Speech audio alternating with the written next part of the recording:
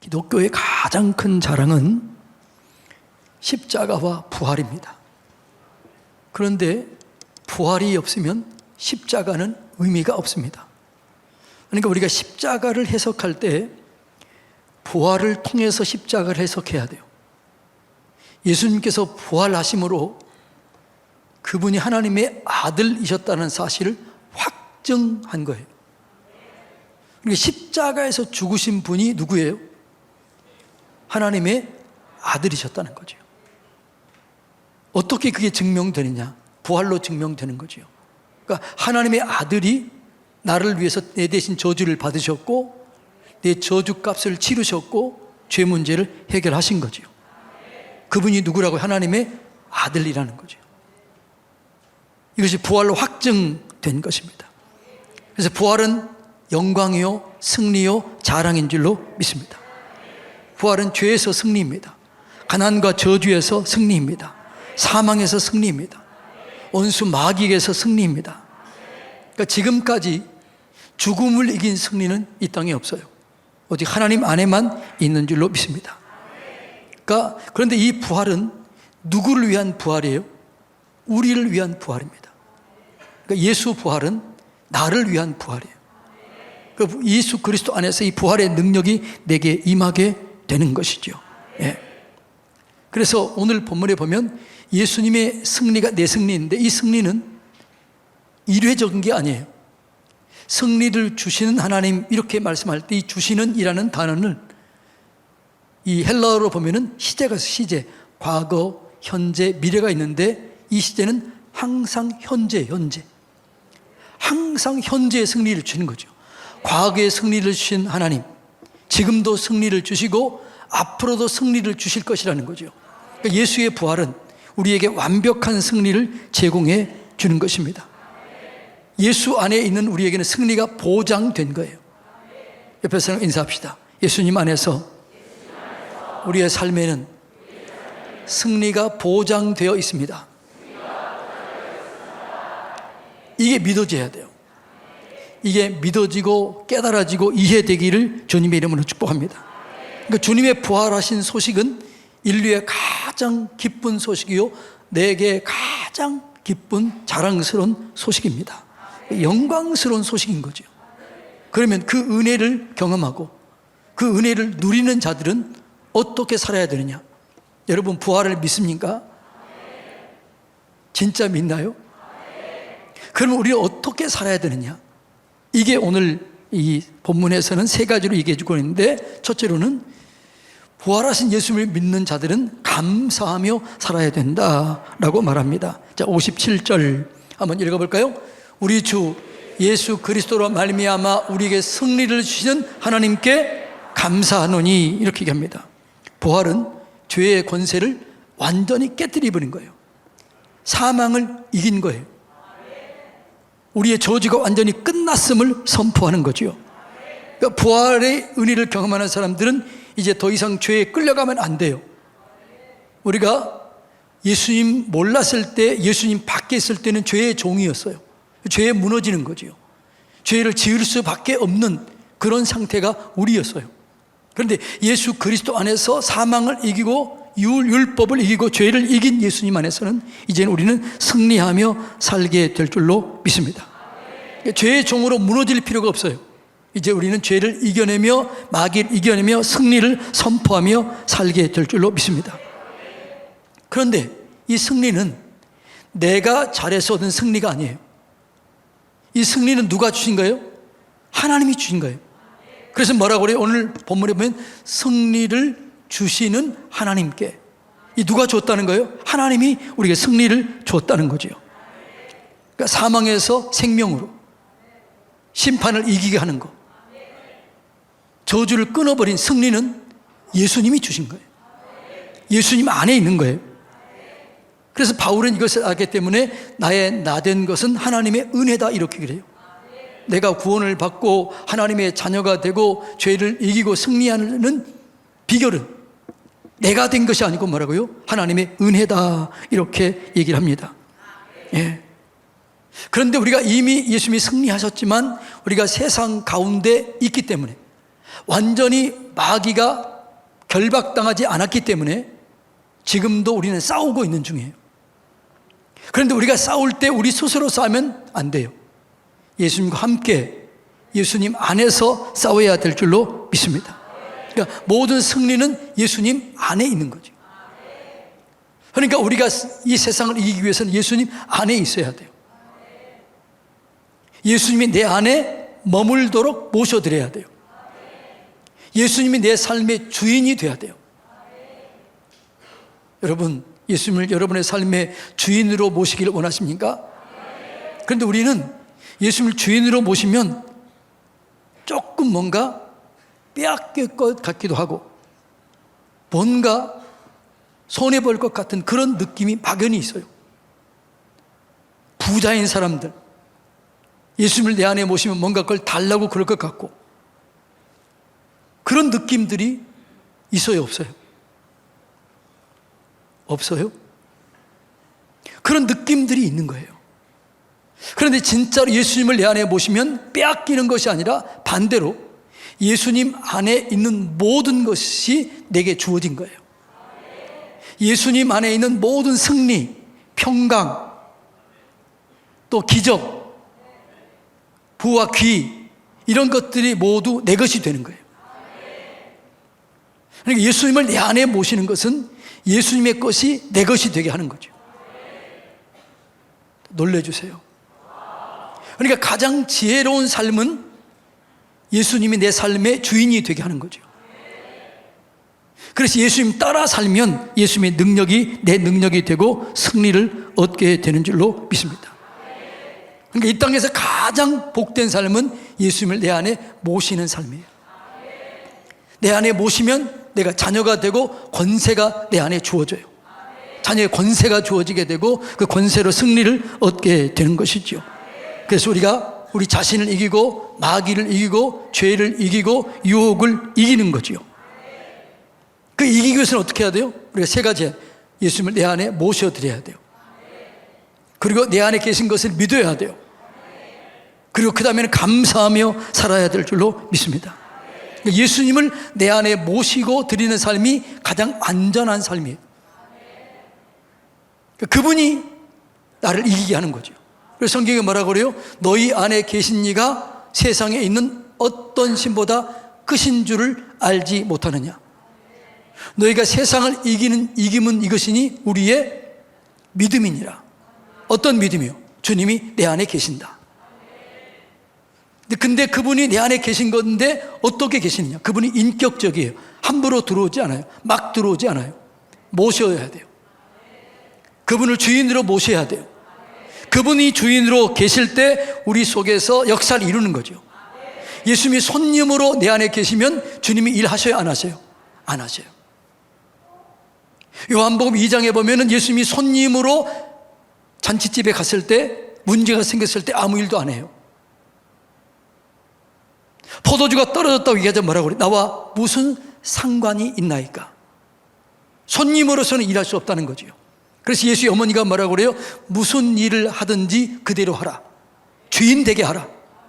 예수님이 이 잔치 자리에 예수님이 우리 집에 예수님의 내 삶의 주인이 되면 예수님이 책임을 져주는 거죠. 이것이 신앙의 원리요 신앙의 비밀인 줄로 믿습니다. 예수를 모시는 것이 가장 귀한 삶이에요.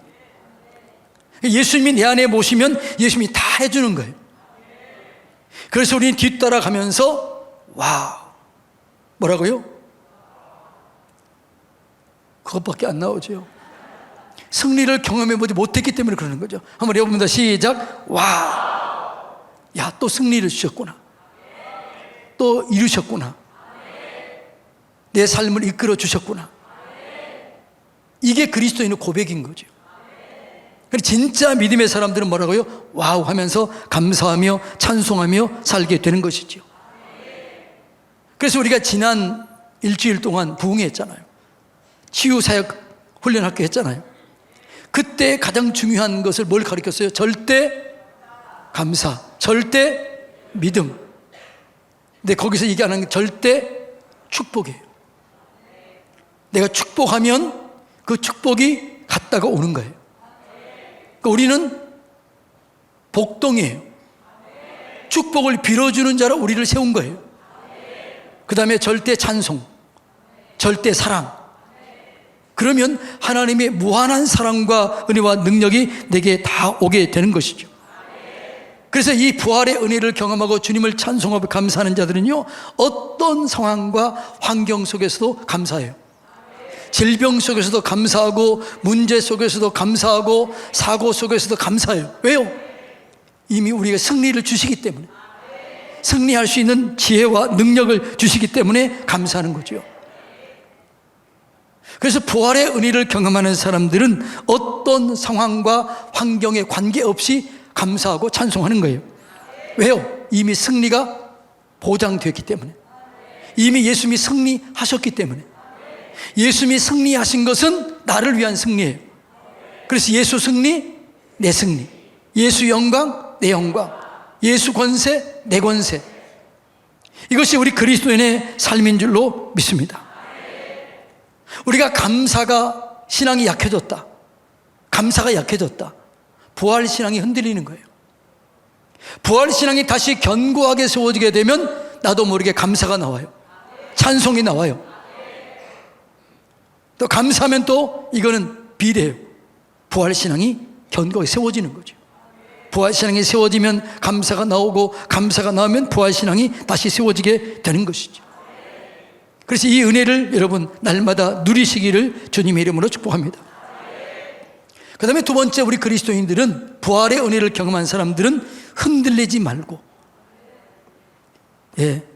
견고하게 믿음으로 살아야 될 줄로 믿습니다.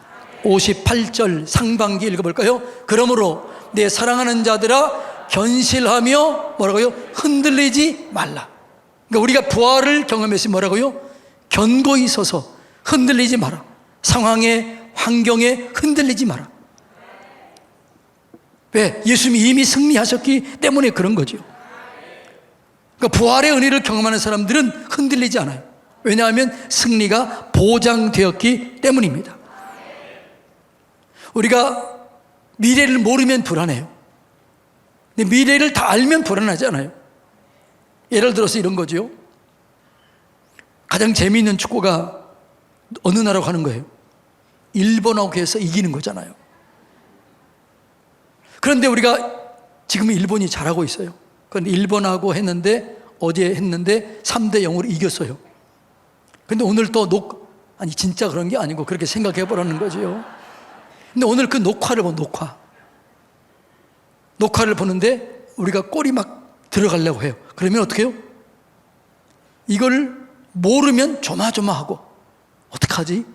막 이렇게 하는데, 이미 결과를 알면 어떻게 해요? 즐기는 거죠. 즐기는 거예요. 이해가 되나요?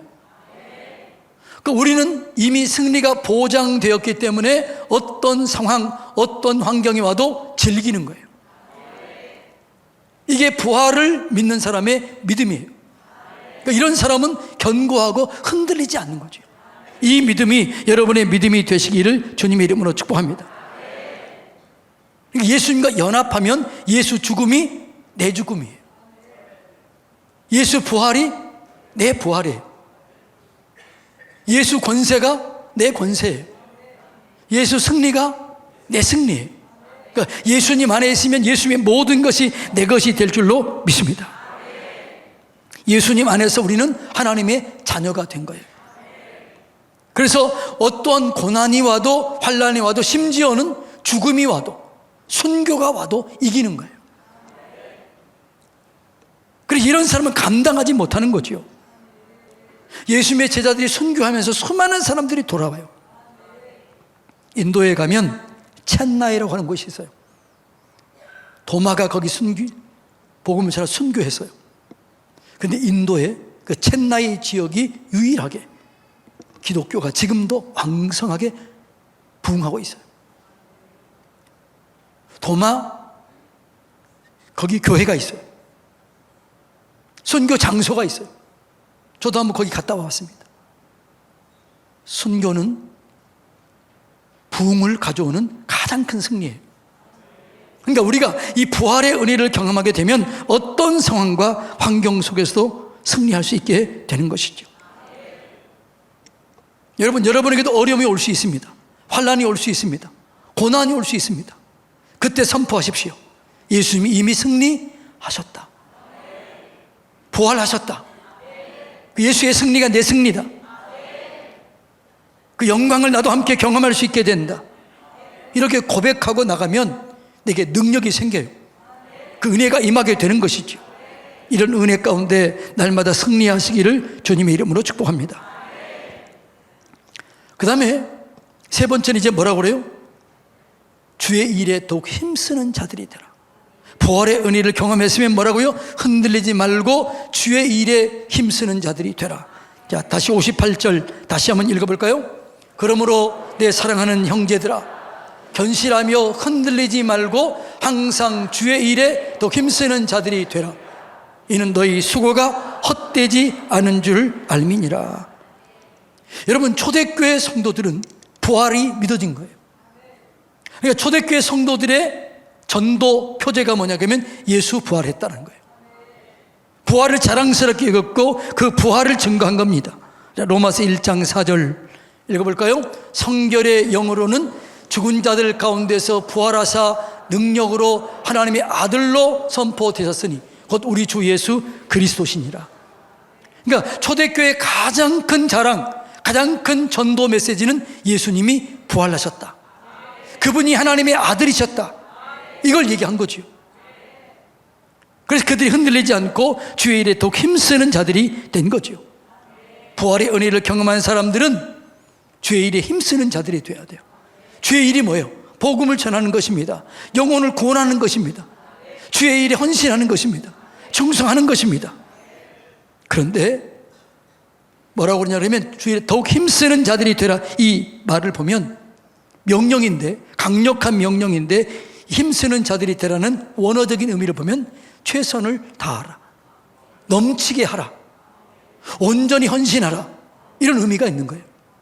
그러면 왜 그렇게 헌신하라, 왜 주의 일에 더욱 힘쓰는 자들이 되라 강력하게 얘기할까요? 왜 그렇게 주의 일에 더욱 힘쓰는 자들이 되라고 강력하게 얘기할까요? 옆에 사람에게 물어보세요. 왜 그럴까요? 오늘 성경에서 얘기하잖아요. 왜 그래요? 그것이 헛되지 않기 때문이다, 이렇게 그래요. 우리가 주님을 위해 헌신하고 봉사하고 영혼 구원하는 일에 시간을 투자하고 헌신하는 모든 일은 뭐라고요? 헛되지 않는다는 거죠. 세상 일은 헛될 수 있습니다. 그런데 하나님께 헌신하고 하나님께 봉사하고 하나님께 드리는 모든 것은 헛되지 않습니다. 히브리서 6장 10절 읽어볼까요? 하나님은 불의하지 아니하사 너희 행위와 그의 이름을 위하여 나타낸 사랑으로 이미 성도를 섬긴 것과 이제도 섬기고 있는 것을 잊어버리지 아니하느니라. 여러분이 성도를 섬긴 것, 하나님 위해 헌신하는 것, 영혼 구원을 위해 힘쓰고 애쓰는 것 절대 하나님이 잊지 않으십니다. 반드시 갚아주실 줄로 믿습니다. 언제요? 하나님의 때가 되면 갚아주는 거죠. 갈라디아서 6장 9절 읽어볼까요? 우리가 선을 행하되, 이 말은 무슨 말이에요? 열심히 주의 일에 힘쓰되 낙심하지 말지니 포기하지 않으면 때가 이름에 거두리라. 그 때는 어느 때? 하나님의 때. 때가 이르면 반드시 거두게 될 줄로 믿습니다. 근데 거두는데 몇 배나 거둬요? 100배나 거두는 거죠. 자, 마가복음 10장 30절 읽어볼까요? 현세에 있어 집과 형제와 자매와 어머니와 자식과 진토를 100배나 받되 박해를 겸하여 받고 내세 영생을 받지 못할 자가 없느니라. 주님을 위해서 헌신하고 주님을 위해서 열심하고 주님을 위해서 드린 모든 것들은 뭐라고요? 100배나 받는 거예요. 헛되지 않습니다. 이걸 믿으시기를 주님의 이름으로 축복합니다. 그러니까 주님의 일은 절대로 헛되지 않아요. 저도 목회자로서 수십 년 살아왔잖아요. 어떤 목사님들은 정말 주의 일에 헌신하고 최선을 다했지만 어려운 분들 계세요. 그런데 그분들은 자녀들이 잘 돼요. 반드시 잘 돼요. 헛되지 않아요.